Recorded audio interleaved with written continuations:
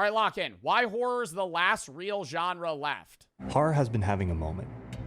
While original films in every other genre have almost completely disappeared from the top box office slots. Bro, you know it's gone? Comedies. Gone. Disappeared. Poof. Thin air. No more fucking comedies are made, bro. Come on, let's bring that shit back. Let's get rid of... And you know, I'm going to say this too. Who's the director of Obsession? I'm forgetting his name. Curry Barker. Make a fucking comedy film. Please. Please. I see your skits. Make a comedy film. It's always horror movies because comedies don't make that much money in the box office. I feel like since like the late 2010s, even maybe mid 2010s, after that Seth Rogen era of film, all comedies are like gone. They don't make them anymore because they don't cost a lot of money to make. And like Hollywood only greenlights movies that are going to fucking gross $8 billion now.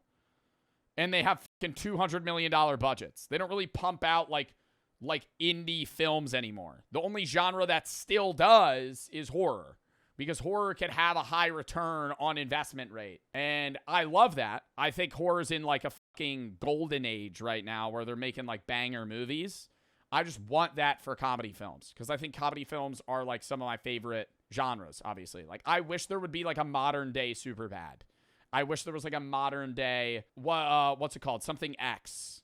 Project X. Something like that. Grown Ups 3 does not count. And Grown Ups 3 wasn't that funny. If I say modern comedy's dead and your rebuttal is Grown Ups 3, bro. Oh, wait, not Grown Ups 3. What am I thinking of? Happy Gilmore 2.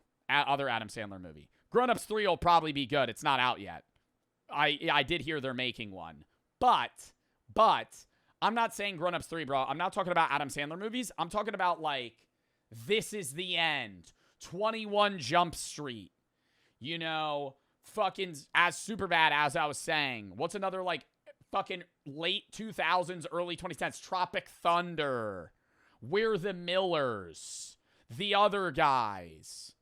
White Chicks. Pineapple Express. Hangover. Step Brothers. Anchorman. Where the fuck are they? They're all gone. They're all from fucking a decade or more ago. They don't make them anymore. And you could say, oh, it's just those are the good ones. No, they literally don't make comedy movies the way they used to. They used to pump them out, and they don't anymore. Because now comedians make more money doing podcasts. Hollywood doesn't want to fucking greenlight those movies, and they could just make like a Netflix series instead that's like a TV show, and it'll just make more money. So then you have comedians like making tires, you know, like Shane Gillis or something. And there's comedians in that. And there's people that are still doing comedy, but they don't make movies anymore. It's too offensive? Oh, yeah, Tropic Thunder would never be made today. But let's make a buddy comedy, me and you. What are we going to do? Bro, we could make a buddy. Yo, Jojo, I have some ideas for some buddy comedy films. Don't you fucking worry, okay? 4 guys lose all their money. They're stuck in Atlantic City, New Jersey, and it's the 90s, bro. It's going to be themed in the 90s. Come on. So far this year, the only completely original live-action movie in the box office top 10 is Obsession, which... So basically Hangover. Yeah, but in Atlantic City and way worse. Yeah, The Hangover in Atlantic City instead of Vegas and way worse. Exploded out of nowhere thanks to word of mouth. Last year, the only original film in the box office top 10 was the action horror movie Sinners. Oh, dude, Sinners is so good, though. To find another original, you have to go all the way down to number 16, where you'll find Weapons, also a horror film. But if we rewind to 1997, you'll find the box office top 10 full of original genre movies like the comedy Liar Liar, the romance My Best Friend's Wedding, and the action film Air Force One. In the top 20 that year, we also had Contact, an original sci-fi, the sports drama Jerry Maguire, the thriller Conspiracy Theory, and the action movies Face Off and Con Air. Bro, it's not that the ideas aren't there, it's that they're not getting the money to make these films. Like, there are people that probably have really good ideas for new action films, new thrillers, new comedies. It's just like, if you're Hollywood, bros, look at Spider-Man, man. The new Spider-Man is like, making almost as much money as Endgame in terms of fucking box office sales. It's been like a week. But over the last 30 years, the original genre film has been slowly killed off. with one notable exception. Scream. Oh, sorry, genre. Last genre left. I was just looking. That is Scream. Whether it's Nope, Get Out, A Quiet Place, The Black Phone, Talk to Me, Us, Smile, Megan, Longlegs, or Weapons, original horror still finds huge box office success where other genres are struggling. There have been occasional breakouts in other genres over the last decade, but these one-off genre Fucking Free Guy. Get the hell out of here, bro. hits like the comedy Free Guy or the war movie 1917 are pretty few and far between and feel more like the exception that proves the rule. Even with the success of one of these movies, It was good, bro, but it's not like the pinnacle of comedy. We can't sit here and be like, oh, well, Free Guy's holding up the post. Free Guy's holding the flag of comedy. Get the hell out of here, dude. we don't see a resurgence in the genre overall. If you've been watching my channel for a while, you know I want to know, why is it like this? Who killed the genre film? And perhaps more importantly, why do audiences love horror more than ever? Because it makes you feel alive. You forget about all your problems. In moments where times are tough, horror movies prosper because they make people feel something. That's just a guess. I feel like there is some validity in that, though. I feel like if the economy's bad, horror movies do better. I feel like that's actually probably true. Of course, I know that movies and genres besides horror still get made. I'm making a distinction between genre as a label that we use to categorize movies and the genre film, where the audience goes to a movie in part for what the genre itself provides. Take superhero movies as an example. They do have some recognizable traits and structure, but I'd argue that what draws people to the latest Superman movie or MCU film isn't that it's a superhero movie. They're not going for the structure of the genre. There's a new Marvel out that's supposed to be nuts. We should go see that. They're going for the fact that it's a Superman movie or the latest installment in the ongoing story that is the MCU. Wait, guys, wait, check me out. Wait, hear me out. And the fact that, other than Josh Trank's 2012 found footage movie Chronicle, we haven't seen a single successful superhero film that isn't based on existing IP. Yo, that's so true. No, it's all based off DC and Marvel comics now. Nobody's making like superhero films anymore that are successful, that are just like their own thing. Outside of the show, fucking, oh my God, why am I blanking on it? It's superheroes and they're evil and they make each other suck each other's dicks and shit. Oh my God. Boys. We're The Boys. Yeah, The Boys is original. Look at what succeeds in each of these genres, it's usually not the genre itself that is the primary selling point. No, it's not. Is The Boys based off a comic? No fucking way.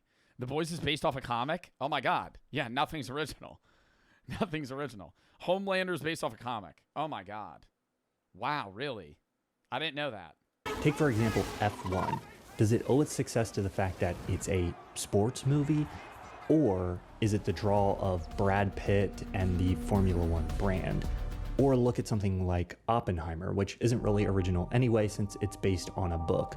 But did it make $1 billion because it's a Based on a book? biopic? Or because it's a Christopher Nolan movie? Even if it succeeded as a biopic. Bro, I don't think it's because it's a Christopher Nolan movie. I feel like Oppenheimer succeeded because it's literally about the nuclear bomb being made.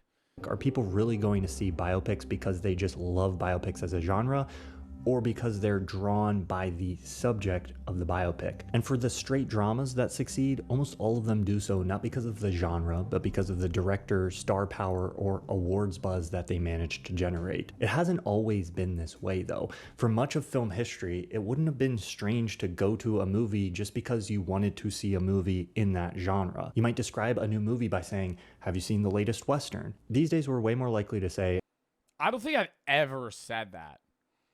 And maybe that's just because I'm too new gen. Like, I feel like that would be like people that grew up in the 90s would maybe be saying that. I don't think I've ever gone, oh, I want to go see the new horror. I want to go see a comedy film. It's just like, I'll do that at home. At home, if I want to watch a movie, I'll go, I want to see a horror movie today. And then I'll scroll the horror genre. But going to a theater, it's like, I know the movie I want to see. have you seen the new Nolan? Have you seen the new Star Wars movie? Or even, Have you seen the new A24? But there's one major holdout. Horror movies can still come out of nowhere with a new director, relatively unknown cast, original idea, and draw a huge crowd to the theater for no other reason than being a good horror movie. But before we can understand why and how horror survived, we have to look at who or what killed everything else. Musicals, melodramas, screwball comedies, noirs, and gangster pictures. And you're gonna take it. In the 1950s, I can't get over this shit, bro. People were actually like, see? You're gonna give me all your money now, and you're not gonna say anything to her when she shows up, eh? And people are like, wow, this is cinema. This is awesome. Are we gonna have to fight fisticuffs right now? Is that how gangsters actually were then? Like, is that an accurate depiction? You know what I mean? I feel like if you're a mafia member in the 30s, you'd blow a guy's head clean fucking off in an alleyway. You're not going, see, we're gonna have to fight mano-a-mano now, eh? It's like, it was way harder than that.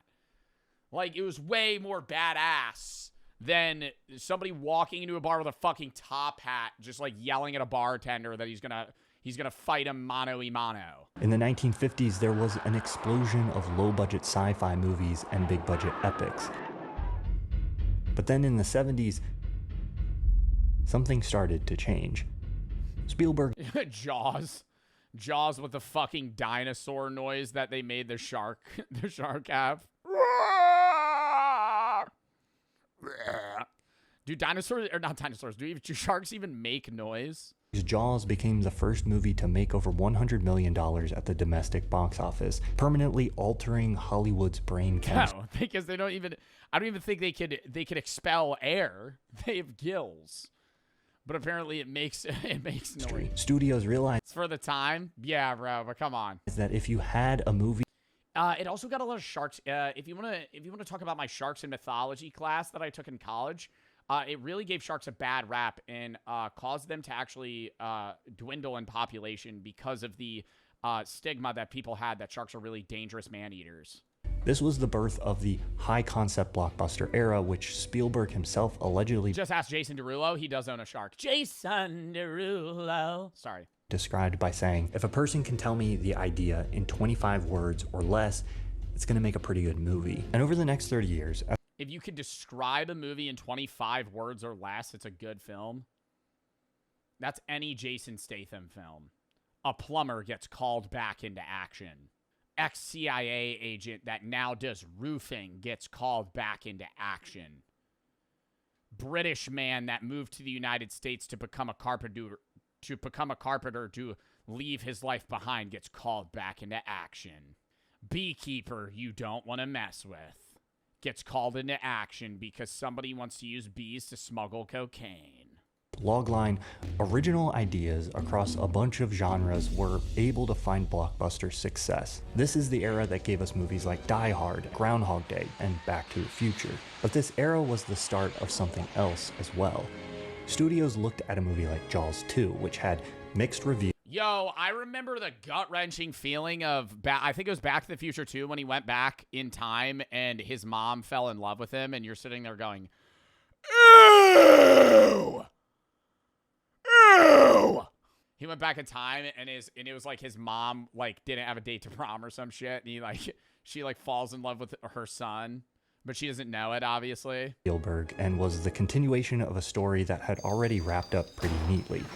They saw it make over 200 million worldwide, and they realized that a movie with a recognizable name could sell as well as any star, director, or high-concept logline. You know where this is headed. But the change Jurassic Park. didn't happen overnight. Studios used some of the massive profits from their predictably successful tentpole films to fund specialty divisions that took risks on more unconventional mid-budget original genre films, like the crime thriller Seven from New Line or a romantic comedy like Shakespeare in Love from Miramax. By 2005, while the franchise and IP-based films had already gobbled up a lot of box office real estate, there was still room for original genre movies like the comedy Wedding Crashers, romantic Good film. comedy Hitch, or action movie Mr. and Mrs. Smith. Another good film. But by the late 2000s, as the financial crisis hit, DVD sales evaporated and streaming services started to challenge theatrical attendance, studios became more and more risk-averse, ruthlessly cutting out everything. Like Human Centipede, yeah. That chatter's right. You know, somebody mod that guy. But the most guaranteed hit. Like Human Centipede 2. Original movies like comedies, romance, and adult dramas, high concept or not, just weren't safe bets anymore. They didn't sell well overseas. Or like Kevin James's Here Comes the Boom. Or the absolute pinnacle of comedy, Zookeeper. Or the actual pyramid peak that is Paul Blart Mall Cop 2. And while the studios were cutting back on comedies, dramas, and romance films, these more dialogue-focused genres were blossoming in the new golden age of TV and the rise of streaming that followed. Streaming also killed the DVD rental market, which had been funding original genre hits for years. What happened? What happened? A movie like Fight Club could flop in theaters, but then more than make back its budget thanks to DVD rentals. Genre pieces like Michael Mann's Black Hat, Guy Ritchie's spy thriller The Man from U.N.C.L.E., or Shane Black's buddy comedy The Nice Guys all... I just watched The Nice Guys, bro. Oh my god, what a good fucking movie, dude. The scene where I was just talking about this, the scene where he like wraps his fist with a towel and punches a hole through like glass, but it doesn't cover his forearm, so when he pulls his arm back, it just like slits his forearm open, and he goes, oh, that's a lot of blood. And it's just like full dripping down his arm. It's like first 10 minutes of the film. It's a spoiler, bro. It's literally the funniest part of the movie. Rental market. Studios like Netflix, Apple, and Amazon Prime didn't just destroy the DVD rental market. They swooped in and took over the production of these kinds of genre action and comedy hits. Bro, but they don't even try on them because they don't go to theater. They just create movies that just go straight to the catalog on like Hulu or Netflix. But they're just like straight up B watches. Or like type B content. Like it's not type A where you're going to sit there and you're only watching it. It's like you're scrolling on TikTok and then in the background you have 72 hours on. Which is probably a shit fucking comedy. I haven't seen it. But like any comedy movie that gets just like straight up instant released is like 9 times out of 10 terrible. Pizza Movie was good. Some of these movies... That's a new one. ...are still getting made, but studios give them little to no theatrical run and 72 Hours is peak. It wasn't bad. Dump them straight onto streaming, so they've all but disappeared from the box office land. I don't know. When I see slapstick raunchy comedy starring Kevin Hart, I'm going... the box office landscape. But how come during all of this, while every other genre film was being picked off one by one, horror didn't just escape death, but... Kevin Hart plays Kevin Hart in every movie. No, Zeusy, you're right. That's why it works if there's a movie that needs Kevin Hart, and if it doesn't work. Jumanji, great movie with Kevin Hart. Kevin Hart playing Kevin Hart does a great job, right? Another movie where it's like Kevin Hart playing Kevin Hart, it's more serious comedy, it just doesn't work. And it's like The Rock and Kevin Hart, and the duo's just The Rock being like really smolder, serious, chalant, or nonchalant, and Kevin Hart's like the aggressive short guy, and the duo, I just can't do it. What makes a good horror movie?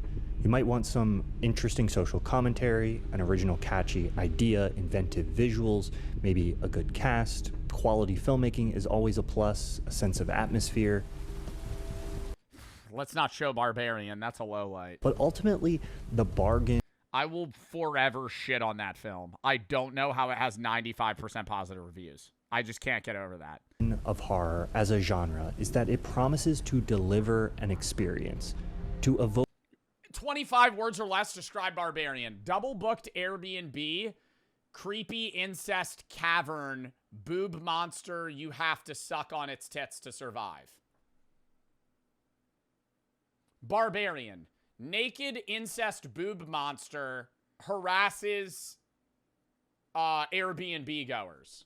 Really saggy boob, like dirty boob monster. To unsettle you, to cause anxiety, fear, or terror. And why is that the thing that breaks records, while many other indie genre films struggle to even get recognized? Some of the story might just be boring old... You had me at boobs. Oh, you wouldn't like these boobs. ...economics and marketing.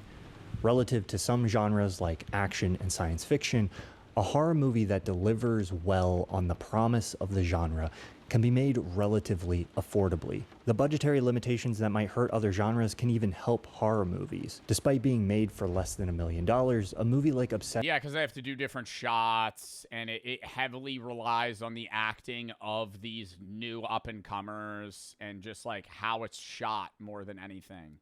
Like, you don't need crazy CGI and editing. Never feels cheap or small. It's all, like, not special effects. It would be... What would that be called? Natural effects? No, it's like, what was The Thing? The Thing wasn't CGI'd. It was 1982. Practical effects. If anything, its contained reality... Love practical effects. ...adds to the horrifying atmosphere. Limited locations might help evoke a sense of claustrophobia. Unknown actors can immerse you in a fiction and add a sense of vulnerability. Yes! Yes! Oh my god! Oh my god, wait, no, that's such a fucking good point. It's not even giving the actors a new job. It's like, imagine if Obsession's bear was Ryan Gosling. Shit film. Shit film. Instantly. I don't care if he's a better actor in some way. Imagine if, like, the Obsession cast was people you've seen before. And Nikki was Olivia Rodrigo. That movie would have sucked. That movie would have sucked. If Jenna Ortega was the fucking star of Obsession. Ugh. Because them being random people makes it so much scarier. Because you get involved into it.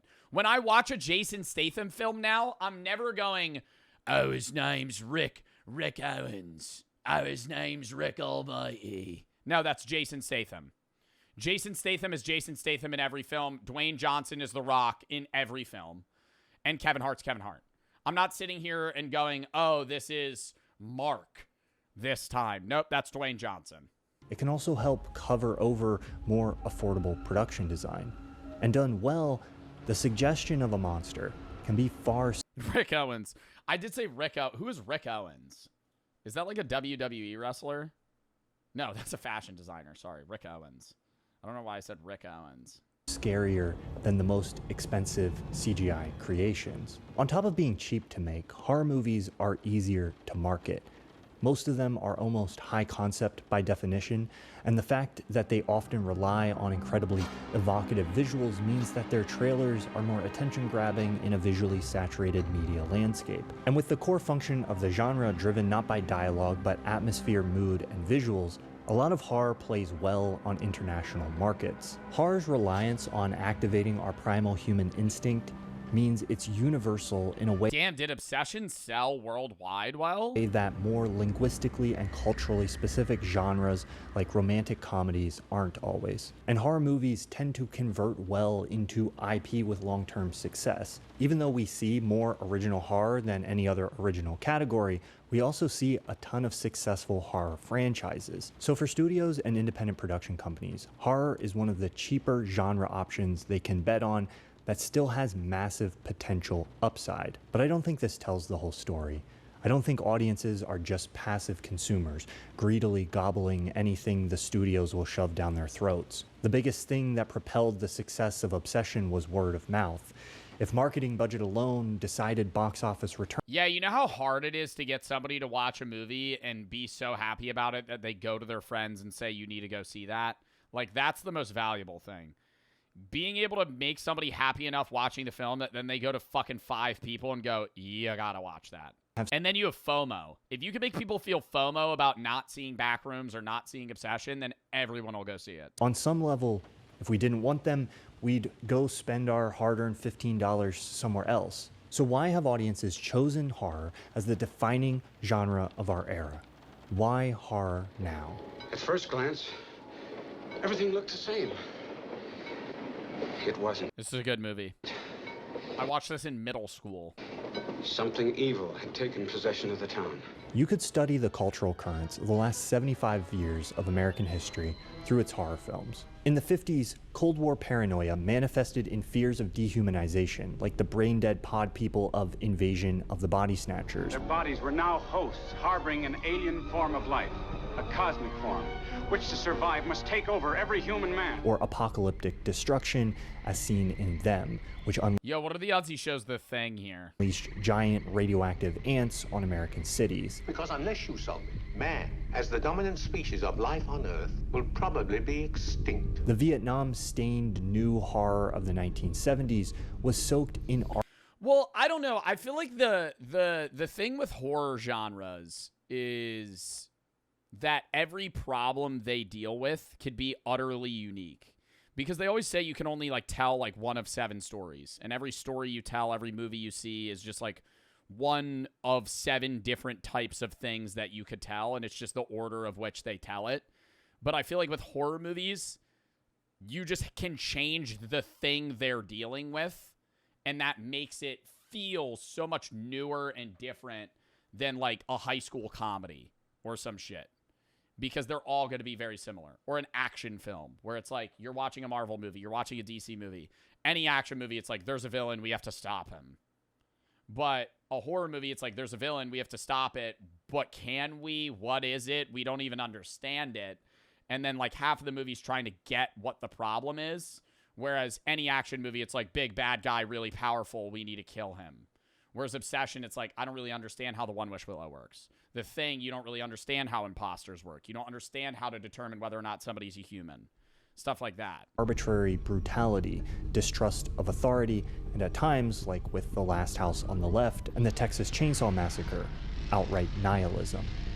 The Reaganite 80s saw a wave of... Okay, there was a video I made like 6 months ago where I talked about scary movies and people like shit on my opinion a lot. And I think they didn't really watch the film, but I did have some shit takes there. And I do want to admit, there was a difference between a movie being scary and a movie just being a horror movie. And I used the term scary incorrectly.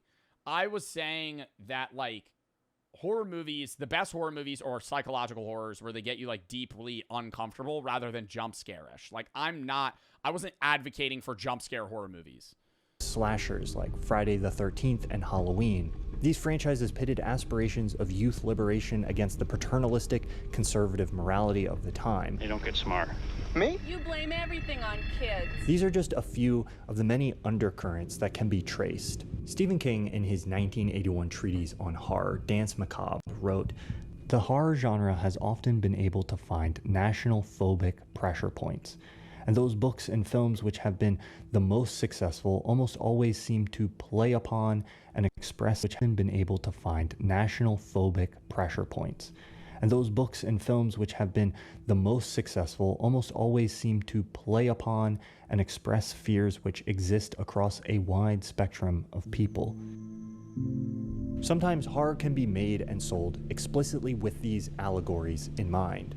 Someone like Jordan Peele can use a movie like Get Out to examine the horror of racism in America. But other times, these cultural anxieties are translated through horror more unconsciously. George Romero, who made The Night of the Living Dead, has denied that any allegory in the movie was intentional.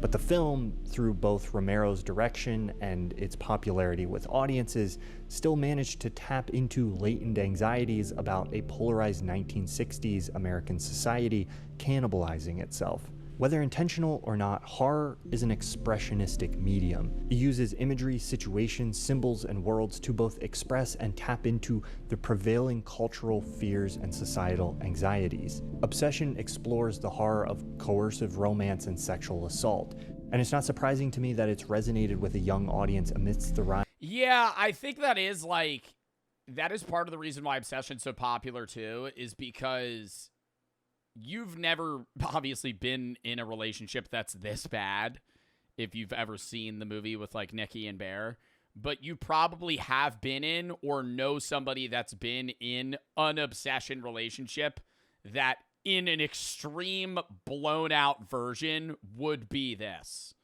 So it's like there's a level of realism to it where you feel so much more immersed because it's so much more realistic. That's why I like this horror too, and I like horror genres in general that deal with something like, obviously the One Wish Willow doesn't exist. If you used it, it wouldn't actually make Nikki fall in love with you. But it's a lot scarier to deal with a human that's really creepy and obsessive than, like, the Boogeyman, you know, or Jurassic Park dinosaurs. Like, it's a lot scarier to have the horror aspect be something that's uncanny but human instead of something that's just a monster. Of heightened anxiety surrounding dating and romance. It makes like, it ropes you into it more. Sense that the 2011 virus horror Contagion saw a resurgence during COVID. Can I call someone? Call everyone. But why do we seek out horror movies about things we're already afraid of? You see her! It helps you deal with them. I have to see her. Please, Holly, tell me that you see somebody. I think it's because anxiety and fear are incredibly repressed in our society. Want to see anger? Just go online. Sadness? We often collectively mourn, though perhaps not as well as we could. But I find it's rare to hear someone openly acknowledge their fears and anxieties. In her book Feeding the Monster, the author and film critic Anna Bugaskatsia writes that horror is not about simple voyeurism, about looking at someone being butchered or haunted. It's about feeling what they're feeling. Horror provides a contained outlet, an experience of gathering together socially to literally face our fears. When that motherfucker bear is sitting at a round table and Nikki stabs herself in the face with a fucking glass bottle and he goes home that night and doesn't tell anyone, yo, that was the cherry on top, bro. That motherfucker's an idiot. Bro, holy spoilers, it's been a month. If you haven't seen it's out of theater. You could watch it at your house now, okay? Let's get over it. All right, Obsession's been the hype train on social media for over a month. You haven't seen it. It's chopped. Let's just say that. That shit came out in, like, May. It's August. Where the point is not repressing the fear, but to finally actually let yourself feel it.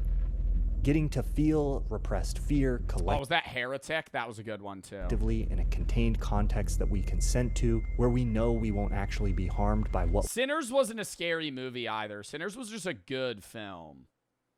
Like, I know it was horror, but it wasn't, like, no part of me was like, oh, no.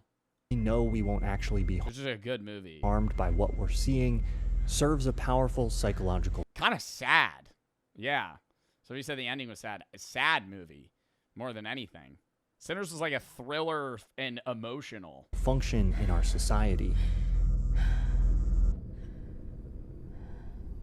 And there's an unapologetic sense of sincerity found at the core of horror. As Bugaskatsia says, there's nothing ironic about being scared.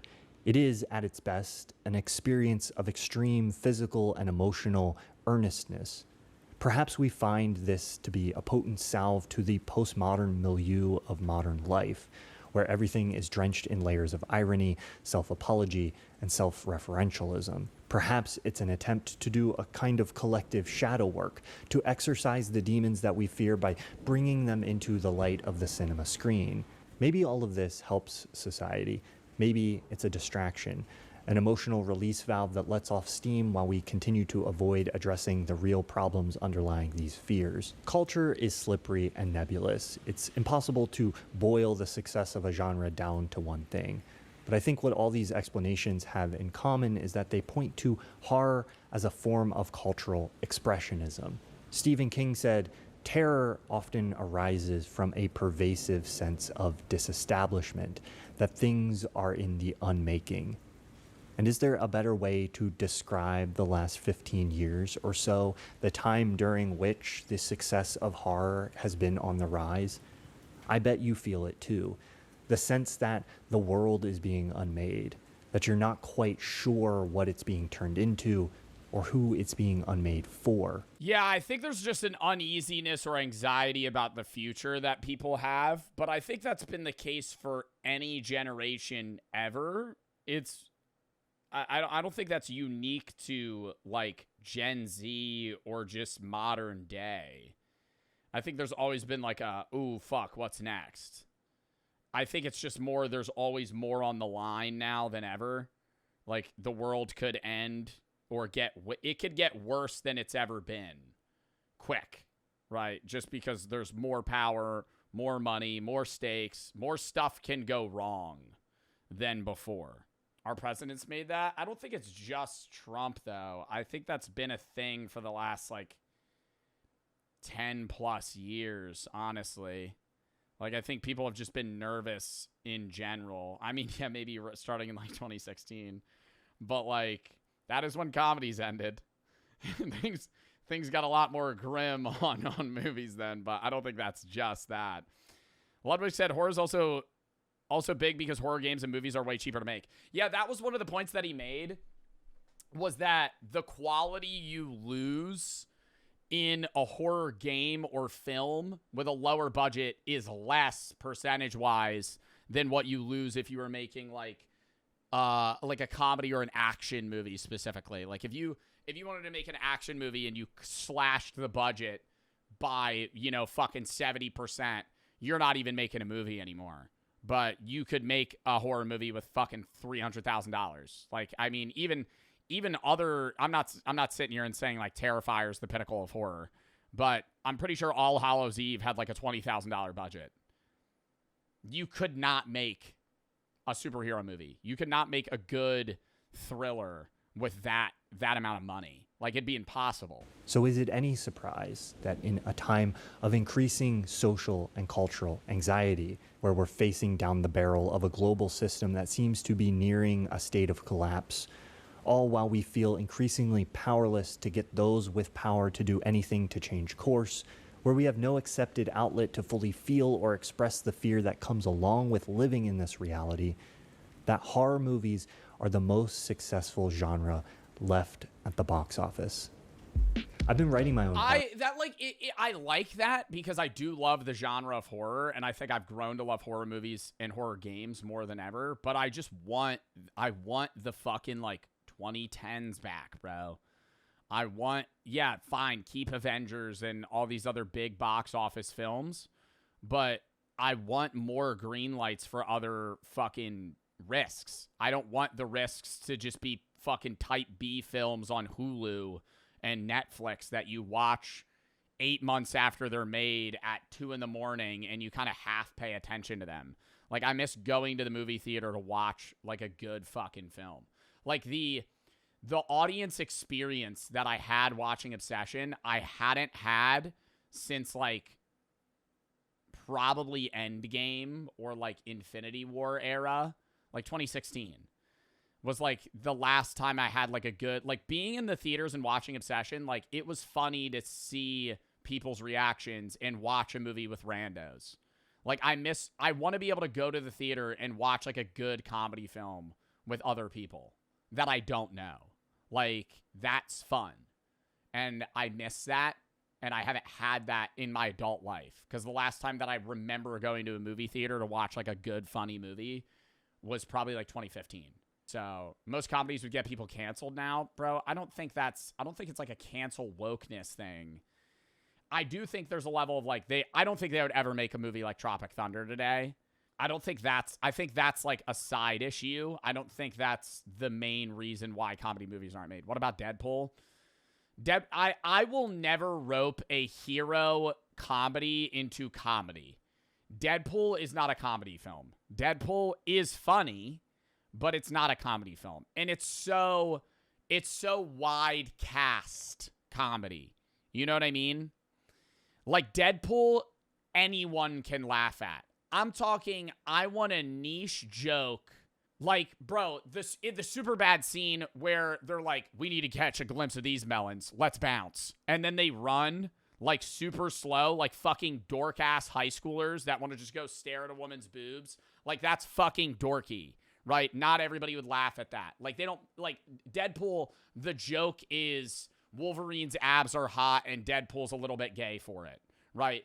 Like, Deadpool does something stupid and Wolverine stabs him for it, right? Deadpool's a cornball and Wolverine's really stern and one's nonchalant, one's chalant. Like, it's just dualities, right? They don't have, like, Deadpool, that's not a comedy movie. Like, the jokes they're making are too wide net. W Video, though. W Video will like it. The old world is dying, the new world struggling to be born. Now is the time of monsters. Ooh. Horror's the most malleable film experience. If it's bad, you and your friends can dunk on it for fun. If it's good, it's a third date movie. Being scared alone is vulnerable. Being scared together makes you feel like you're part of something. Yeah, it's like good or bad, it's still an enjoyable experience. Watching a really bad comedy sucks. Like, I can't imagine being in theaters during Hubie Halloween. Like, the grim fucking vibe of Hubie Halloween. And it's just like a grandma wearing a fucking shirt that says, fuck me. Or something like that. And that's the joke. That's the joke. Oh, I bought my soup today. I have my soup and it's all in one container. Oh my God, that's the joke? Hubie Halloween is the best comedy of all time. I hate that you say that because if you find me funny, that means I'm not funny. Like, if you... No, that's actually... I despise that.